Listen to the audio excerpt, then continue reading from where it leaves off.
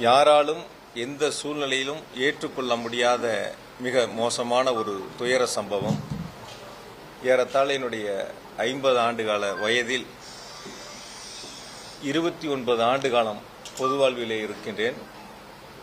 1996ஆம் ஆண்டு தொடங்கிய பொது வாழ்வு பயணம் இன்று வரை கரூர் மக்களோடு இரண்டர கலந்து அவர்களுக்கு தேவையான அத்துணை திட்டங்களையும் கேட்டு பெற்று செயல்படுத்துவதில் தொடங்கி படிக்கின்ற மாணவ செல்வங்கள் தொடங்கி அனைவருக்குமான ஒரு பொது நபராக மக்களிடத்தில் அன்பையும் மதிப்பையும் பெற்று ஒரு சிறப்பான பணிகளை முன்னெடுக்கக்கூடிய அந்த வேளையில் நம்முடைய கரூர் மாவட்டத்தில் இந்த ஒரு துயர சம்பவம் என்பது இதுவரை நடந்திராத ஒரு துயர சம்பவமாக நடந்திருக்கின்றன.